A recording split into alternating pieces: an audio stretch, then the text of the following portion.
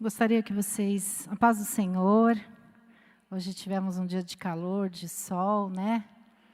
Que Deus nos deu uma trégua aí, mas dizem que vamos ter mais frio, mas vamos aproveitar enquanto o sol está aí nos dando uma vitamina D. Eu gostaria que, assentados mesmo, vocês abrissem a palavra do Senhor em Marcos capítulo 10.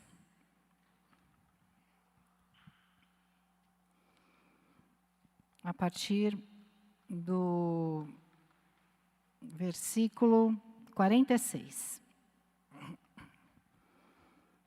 O meu título aqui é O Cego Bartimeu Recupera a Visão. Nós sabemos que quando a Bíblia foi traduzida, ela perdeu um pouco, né, das palavras, da tradução literal mesmo. Foi para o inglês, do inglês veio para o português. Então, algumas coisas, um pouquinho se perdeu da linguagem original que eu queria conversar com vocês hoje. Aqui está escrito assim, então, capítulo 10 de Marcos, a partir do versículo 46. Então, chegaram a Jericó. A Jericó chegaram Jesus e os seus discípulos, né? Quando Jesus e seus discípulos, juntamente com uma grande multidão, estavam saindo da cidade, o filho de Timeu, Bartimeu, que era cego, estava sentado à beira do caminho pedindo esmolas. Quando ouviu que era Jesus de Nazaré, começou a gritar: Jesus, filho de Davi, tem misericórdia de mim. Muitos o repreendiam para que ficasse quieto, mas ele gritava ainda mais: Filho de Davi, tem misericórdia de mim. Jesus parou e disse: Chamem-no. E chamaram o cego. Ânimo, levante-se, ele o está chamando. Lançando sua capa para o lado, de um salto, pôs-se em pé e dirigiu-se a Jesus. O que você quer que eu lhe faça? Perguntou-lhe Jesus. O cego respondeu: Mestre, eu quero ver. Vá, disse Jesus, a sua fé o curou. Imediatamente ele recuperou a visão e seguiu Jesus pelo caminho. Senhor, a tua palavra foi lida e eu peço que o Senhor nos dê entendimento. A mim e a cada um dos meus irmãos que estão aqui comigo, Pai. Precisamos da tua sabedoria, precisamos do conhecimento do alto, para entender cada uma das palavras que o Senhor deixou aqui neste livro tão abençoado, para nos orientar neste mundo tão tenebroso, Pai. Ensina-nos aquilo que o Senhor quer nos ensinar nesta tarde. Leva cativo a ti, Senhor, a nossa mente, o nosso coração, toda a ansiedade que possa estar em cada coração aqui, toda a preocupação. Esteja diante de ti, Senhor, e que estejamos aqui limpos, leves, Senhor, realmente com os olhos fixos em ti, em nome de Jesus. Amém. Essa passagem é muito conhecida, até tem uma música do meu tempo de adolescência que eu passei para a Dani, ela falou, nunca ouvi falar, né?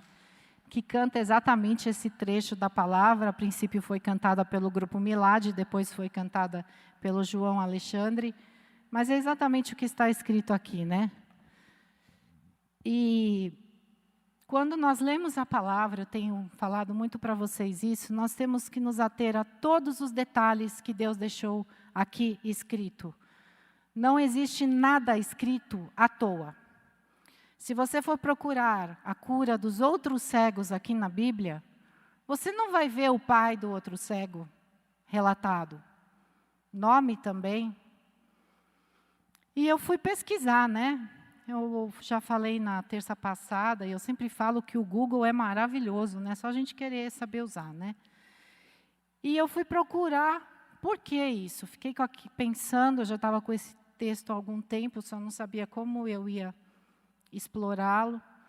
E aí estava escrito que um historiador foi procurar o porquê desses nomes aqui relatados.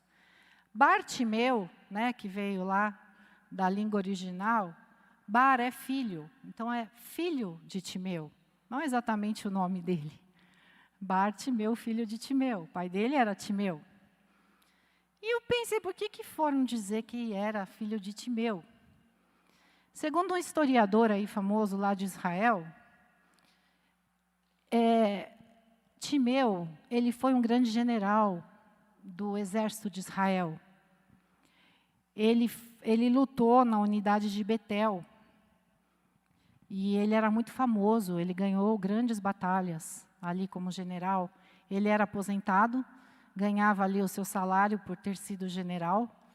Ele tinha muitas posses, ele era um bem-sucedido comerciante. Só que quando o Império Romano tomou ali e ficou no poder, ele se rebelou contra o Império Romano e lutou contra, como o guerreiro que ele era, né, o general. Ele foi contra. E o Império Romano capturou, tomou os seus bens, tomou a sua aposentadoria e o matou. E vocês sabem como funcionava a Bíblia, até no meio dos crentes. O pai errou, quem pagou também? O filho. Então, diz esse historiador que ainda quando criança, esse Bartimeu teve seus olhos arrancados. Aí eu fiquei pensando, não pode ser, né? Teve os olhos arrancados, uma criança. Mas sim, ele teve os olhos arrancados para que, quando ele crescesse, ele também não se rebelasse contra o reino, contra o Império Romano. E quando eu li essa história, né, eu já havia visto que, aqui diz na palavra, que ele tornou a ver. Se ele tornou a ver, ele já viu um dia, né? Ele não era um cego de nascença. Então, quando Jesus o curou, ele tornou a ver. E eu não sabia também por que as pessoas falavam para ele, pare de gritar, pare de chamar o mestre. E ele continuava a gritar, Jesus, filho de Davi, tem misericórdia de mim. A única passagem que nós vemos que o povo manda alguém parar de incomodar o mestre foi para as crianças. E nós sabemos que naquela época crianças e mulheres não valiam nada, não eram nem contadas. Podemos até entender porque mandaram não incomodar o mestre. Mas se Jesus já tinha curado tantas pessoas, por que mandaram Bartimeu ficar quieto? Você já parou para pensar isso? Eu queria te desafiar hoje a não ler a Bíblia só por ler. Foi uma história, era uma vez. Quando você for ler, preste atenção nos detalhes e comece a perguntar por quê. Pergunte ao Senhor por quê. Ele vai te mostrar o porquê. Por que ele ficou gritando e todo mundo mandou ele ficar quieto? Isso ficou na minha mente, para eu saber por que ele não podia gritar. Porque as pessoas, como eu, como você, achavam possível Jesus curar um cego, mas não achavam possível Jesus colocar um olho de volta naquele homem. O homem não tinha os olhos dele tinham sido arrancados. O que para você hoje é impossível até para Deus? Ele pode recuperar uma visão, mas ele não pode colocar um olho de volta? Foi Deus que criou os olhos. E quanto mais aquela multidão mandava Bartimeu se calar, mais ele gritava. Porque ele sabia do poder de Jesus. Enquanto ele estava naquele lugar, ele estava mendigando, diz a palavra de Deus. Porque ele sabia que o que os homens podiam dar para ele era alimento e dinheiro. Ele nasceu num lar bem rico, de muitas posses. O seu pai tinha um bom salário, ainda por cima era um bom comerciante. Então, ele tinha muito dinheiro, né? Pensa alguém que tem muitos bens e, de repente, do nada, perde tudo, perde o pai, perde a visão. O que ele podia fazer? E naquele tempo, as pessoas que não viam, que eram deficientes físicos, eles não podiam estar ali no meio da sociedade. O governo dava para eles uma capa. E nessa capa estava escrito assim: este homem é um miserável, um mendigo e vive de esmola. Aí ele podia ficar no meio da multidão com esta capa, com esta inscrição, e podia mendigar para poder ter o seu pão e não morrer de fome. De outra maneira, ele não podia estar no meio da multidão. porque ele era a escória da sociedade. Então o governo viu por bem fazer isso. Então este homem tinha esta capa com essa inscrição. Ele estava se autodenominando alguém que precisava de ajuda, e por este motivo ele podia estar ali no meio da multidão. Então ele estava sentado ali mendigando. Jesus não faz nada à toa. Aquele homem estava ali naquele momento, Jesus estava passando ali naquele momento. Ele não via, mas ele ouvia. Ele ouviu aquela multidão ali, deve ter perguntado para alguém, né, o que está acontecendo? O que está passando, né? E ele descobriu que era Jesus. E aí, quando ele descobriu que era Jesus, ele não começou a gritar assim, Jesus me cura, Jesus me cura, Jesus eu preciso ver. Não. Isso que nós acabamos de cantar, né? Quando eu entro na presença do Senhor, eu esqueço o que eu estou precisando, eu esqueço dos meus sonhos. Eu só quero adorar ao Senhor.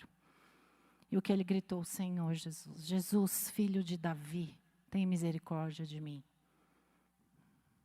Jesus, filho de Davi, tem misericórdia de mim. E ficou no seu lugar. E a multidão começou, fica quieto, fica quieto. O que a multidão tem dito para você? Não tem jeito, olha como está o mundo. Olha o que está acontecendo ali no Talibã, assim, ó, da noite para o dia. Olha o que está acontecendo. Nós não somos mais os normais, nós somos os anormais. Não tem mais jeito. Igual a mulher de Ló. Amaldiçoa teu Deus e morre, não tem mais jeito para você. O que a multidão tem falado para você? E não é uma multidão de longe, não. Às vezes é quem está do teu lado. Você não vai dar conta. Esse teu marido aí não tem mais jeito.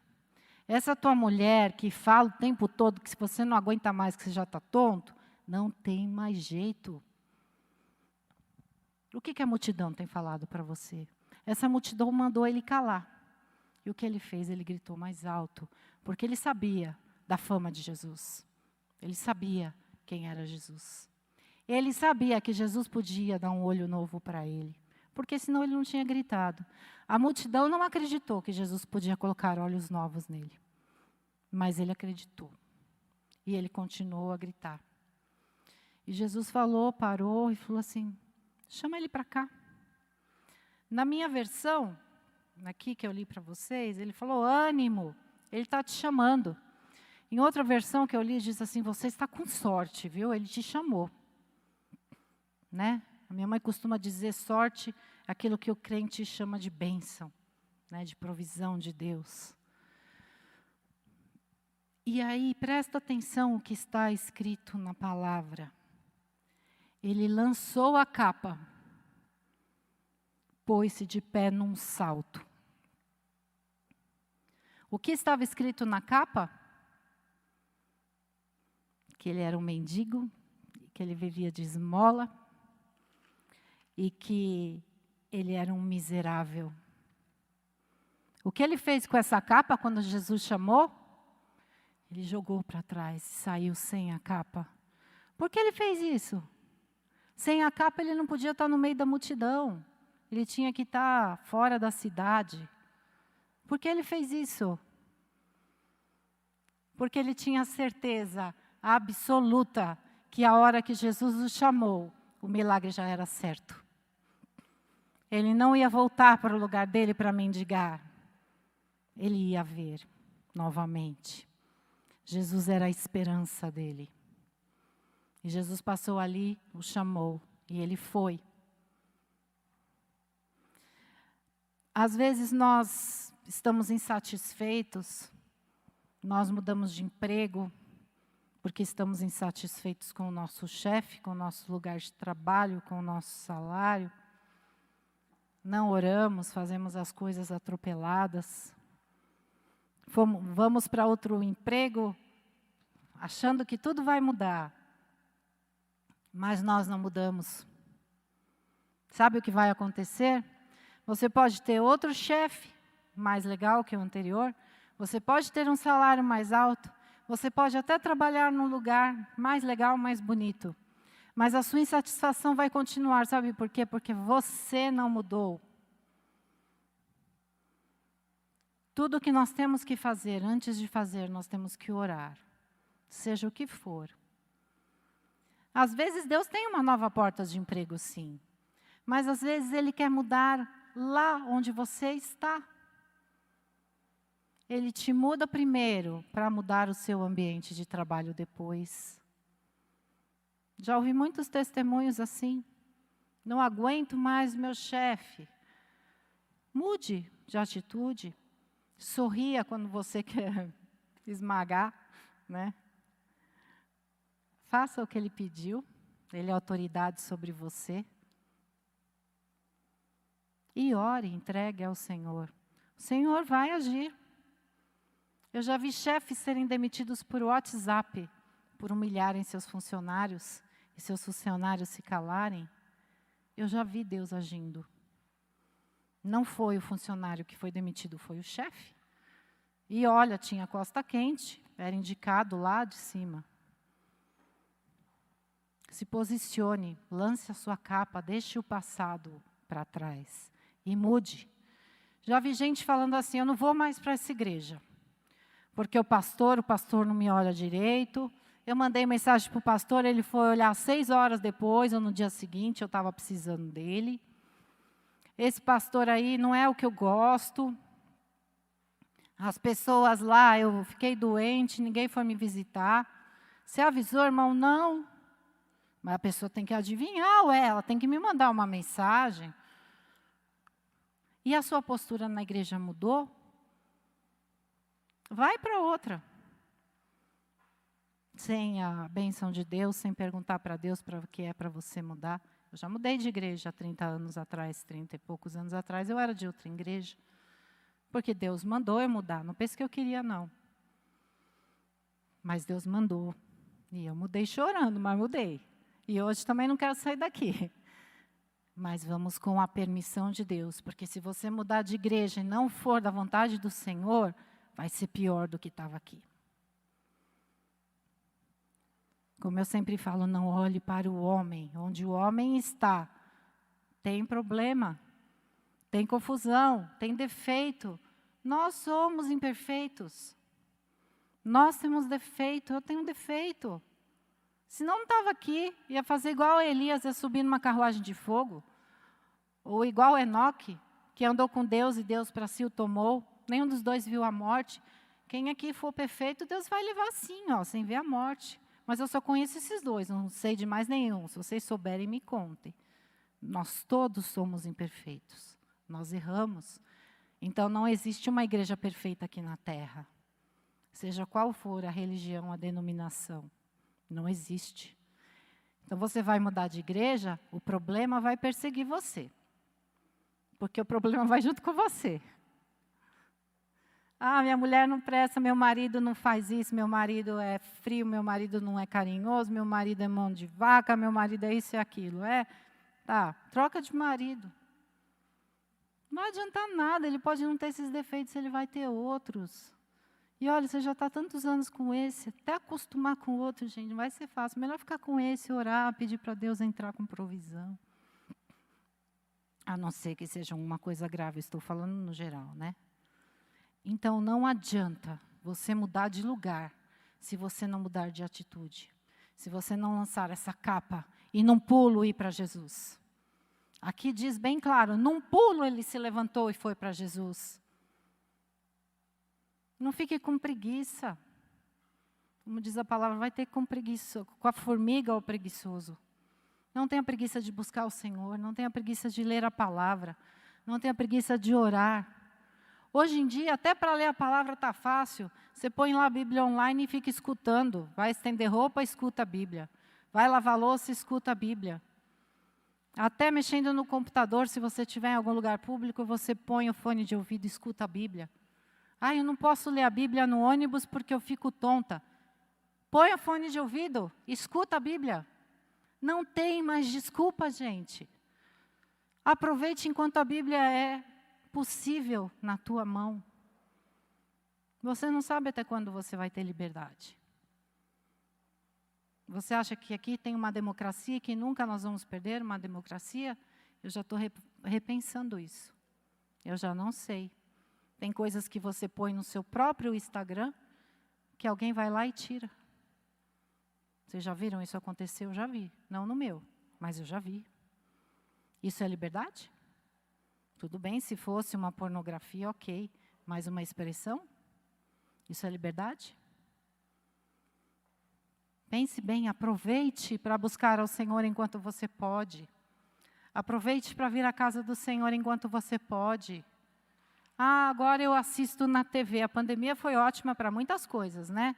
Os acamados, os enfermos, aqueles que têm problema de locomoção. A igreja está chegando dentro da casa de muitos. E olha, todas as igrejas, hein? Eu não sei qual que não está. Ou pelo Facebook, ou pelo Instagram, ou pelo YouTube, ao vivo, gravado, do jeito que você quiser. Você assiste pela sua televisão, você assiste pelo celular, pelo iPad, o que você tiver, do mais simples ao mais complexo você assiste. Mas eu quero te fazer uma pergunta, é a mesma coisa do que estar aqui na casa do Senhor? Eu não sei para você, para mim não é. Claro, somos edificados com a palavra do Senhor.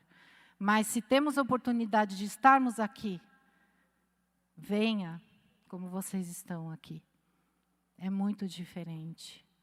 Claro que sempre somos edificados pela leitura da palavra, pelo louvor, mas eu duvido que você se levante na sua casa, na hora do louvor, e louve alto com quem está louvando aqui. Lance a sua capa e num pulo vá para o Senhor.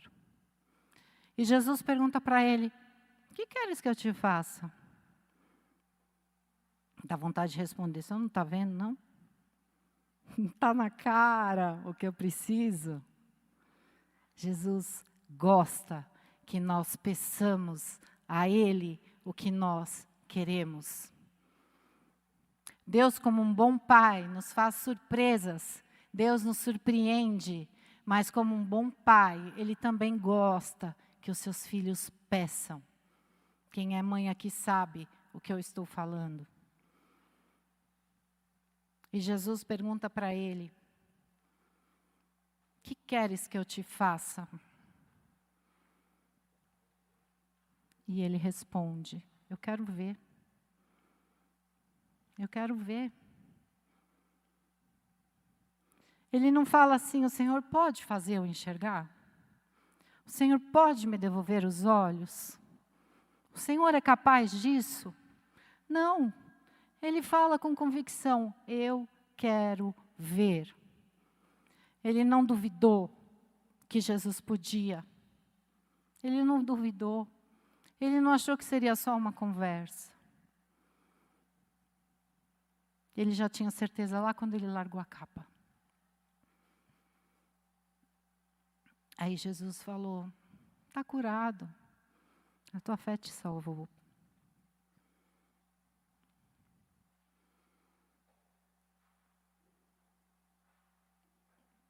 Ele falou assim, mestre, eu quero ver. Mestre, eu quero ver. Quem é mestre? Quem é um mestre? Hoje não chamamos mais de mestre, chamamos de professor. Quem é? É aquele que ensina. Ele está aqui para nos ensinar a cada dia. Nunca pense que você já aprendeu tudo a respeito de Jesus, a respeito de Deus. Tinha uns amigos há 20, 30 anos atrás que falavam, eu não preciso mais ir à igreja, que eu já conheço a Bíblia toda, eu já sei tudo. Você nunca sabe tudo. Toda vez que você lê o mesmo trecho, você aprende mais uma coisa. Você nunca sabe tudo. E ele falou, mestre, eu quero ver. E Jesus disse, vá, a sua fé o curou. Jesus disse, vá.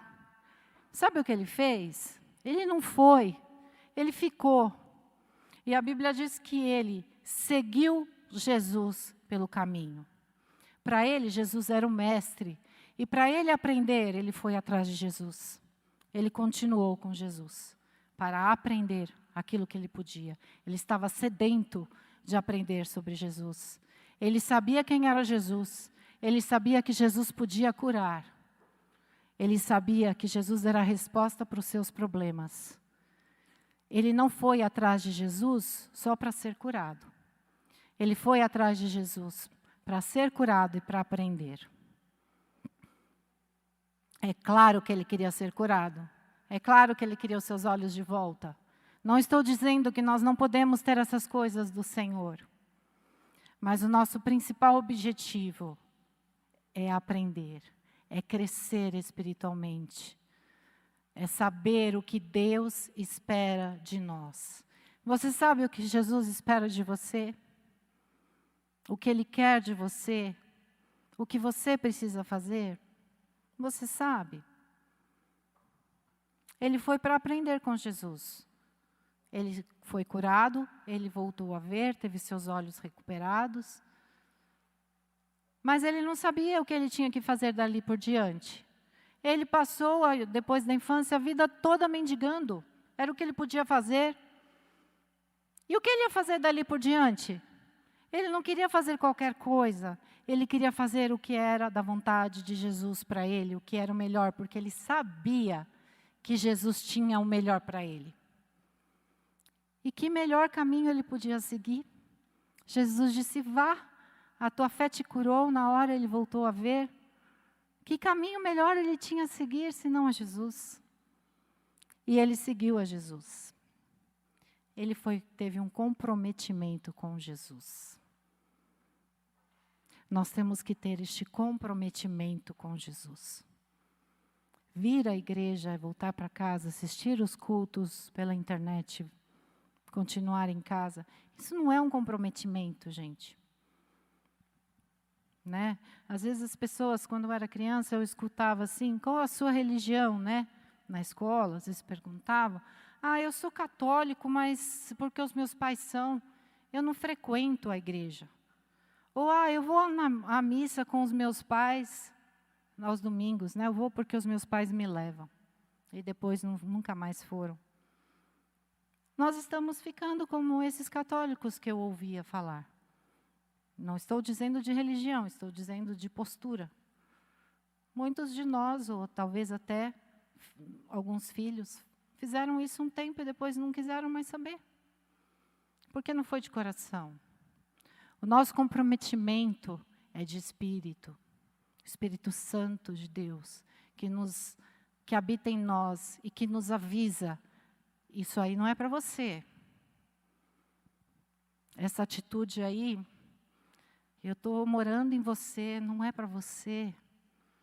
Eu habito em você. É comprometimento.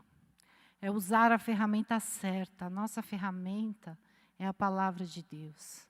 É a Bíblia. Hoje em dia nós temos essas linguagens tão boas, né? Na linguagem de hoje, tão fácil de entender.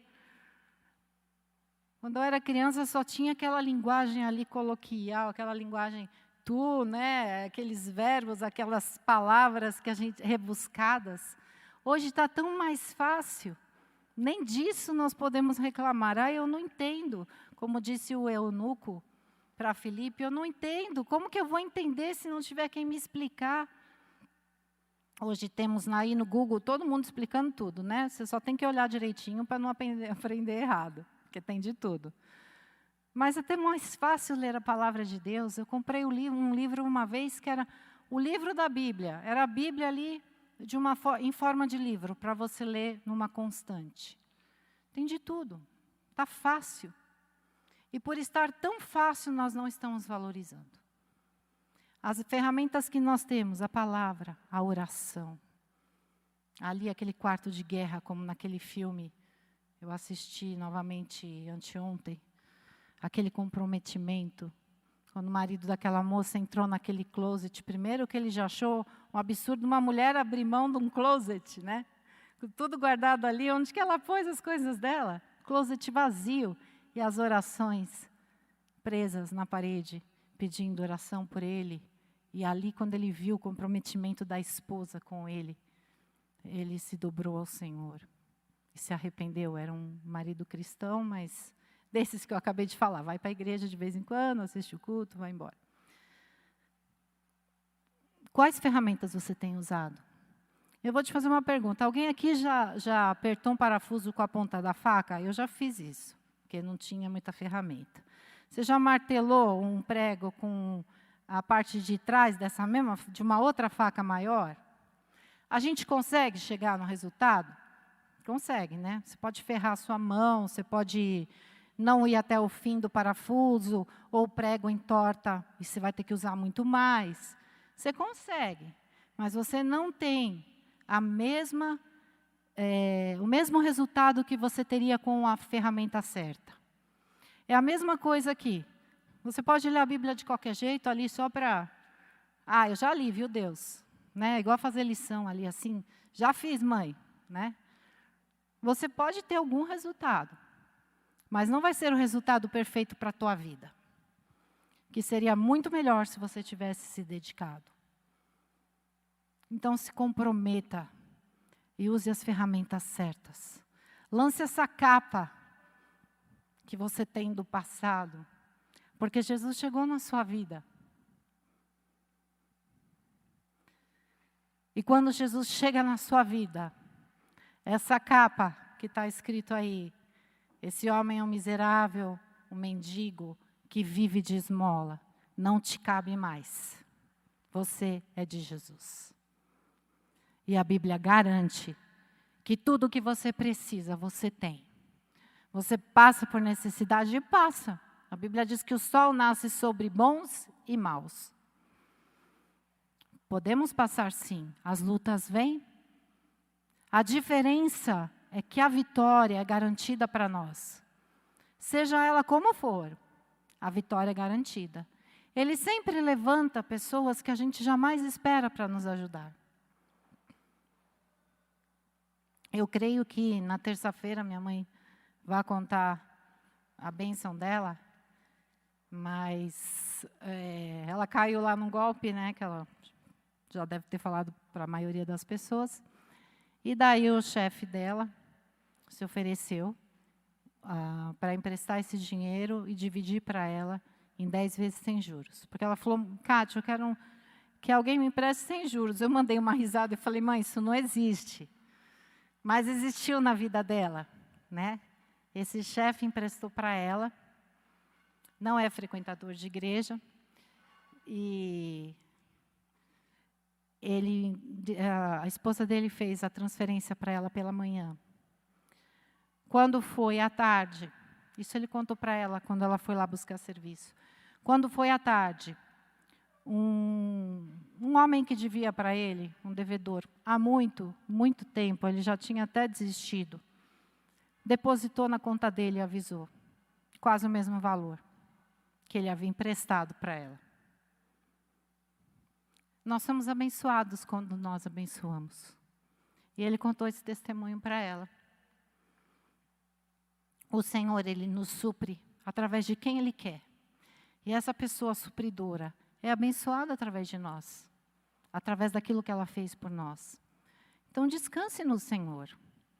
Se você achar muito grande aquilo que você precisa, leia. Lembre-se de Bartimeu.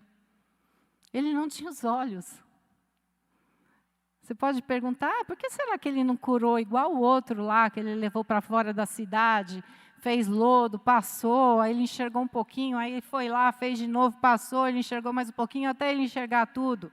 Primeiro, porque Jesus não tem forma. Ele faz como Ele quer, com quem Ele quer. E segundo, que esse aí não tinha olho, gente. Pensa nisso. Eu acho que eu ia ser um da multidão que ia falar, fica quieto. Você não tem olho, como que ele vai fazer? E Jesus, com uma simples palavra, devolveu a visão para este homem. O que você acha que é muito difícil na sua vida que Jesus não vai fazer? O mais difícil ele já fez. Ele veio como um homem, mesmo sendo Deus. Morreu numa cruz. Teve o distanciamento de Deus por causa dos nossos pecados. Quando ele foi lá no monte chorar e pedir, se possível, passa de mim esse cálice. Não era pela dor física, era pela separação de Deus. Ele sofreu tudo isso por mim e por você.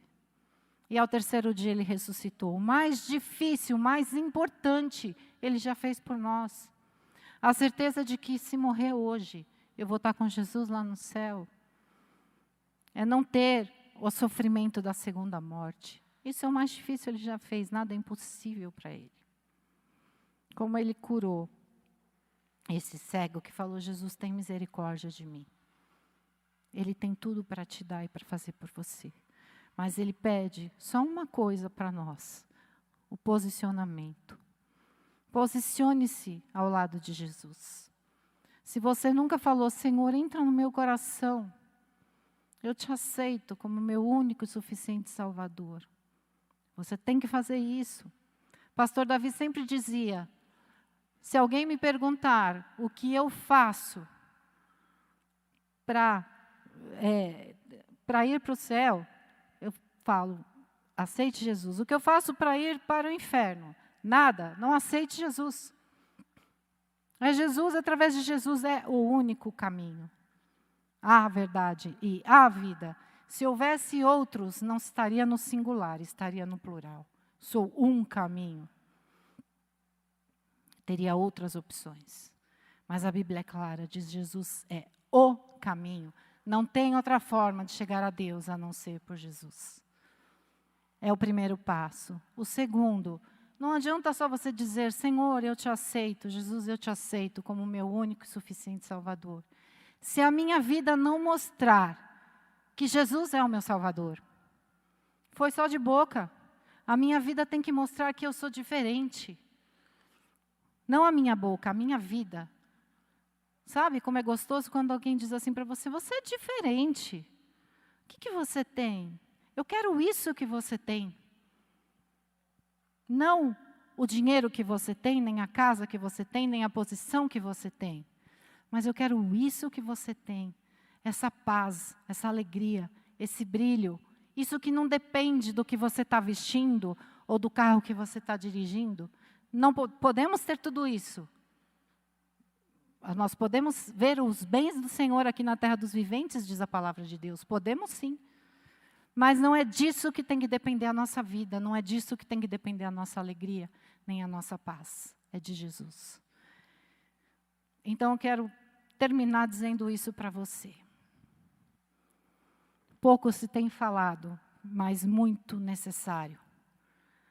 A salvação depende de você dizer, Jesus, eu te aceito como meu único e suficiente Salvador. Vem morar no meu coração. Faz morada em mim. E faz de mim aquilo que o Senhor espera a meu respeito. E a segunda coisa, comprometimento. Você aceitou Jesus com a sua boca, agora aceite com suas atitudes. Mostre aos outros que você é um verdadeiro cristão, aquele que seguiu o exemplo de Cristo. E aí, a sua capa, que está escrito que é um homem miserável, que depende de esmolas para viver, vai ficar lá no chão. E de um salto só você vai dizer, Jesus, eu quero ver a tua glória, eu quero ver o teu Santo Espírito se manifestar em mim, eu quero ser batizado com o teu Santo Espírito, quero ser batizado com o teu fogo, e eu quero que as pessoas, ao olharem para mim, vejam Jesus, sejam curadas, sejam restauradas, sejam salvas, sejam libertas. É isso que eu quero. É isso que eu quero. E é isso que eu quero que vocês queiram. Ter essa vida de Jesus na vida de vocês. Vamos nos colocar em pé e orar. Se você quer esse posicionamento, se você não se posicionou, eu não vou pedir para você vir aqui na frente, porque isso eu não preciso saber. Quem precisa saber é Jesus. Se posicione aí com Ele. Ore com Ele. Aqui nós temos tantas servas do Senhor, tantos servos do Senhor, que se você precisar, você pode conversar. Aqui o pessoal do louvor também. São todos servos do Senhor. Se você precisar, você pode conversar. Estamos todos à disposição. Mas aí no seu lugar, fale com Jesus. Ele te ouve, não a multidão que manda você se calar. É Jesus que te ouve. Faça como aquela viúva. Vai tudo bem? Vai tudo bem. Ela só foi falar para o profeta que o filho havia morrido. Conte para Jesus só. Deus, nós te louvamos por esta tarde de bênção na tua presença. E te pedimos, Senhor, que todo passado de miséria, de mendigância, Pai, fique para trás. E que num salto só, todos nós estejamos na Tua presença. Todos nós estejamos Te buscando. Todos nós estejamos interessados somente em Jesus, Filho de Davi. Pai, transforma as nossas vidas, Senhor, naquilo que precisa ainda ser transformados. Que a cada dia estejamos mais perto daquilo que o Senhor espera de nós, ó Pai. Transforma, restaura, faz de nós aquilo que o Senhor quer, espera e se alegra em nós. No nome de Jesus. Amém.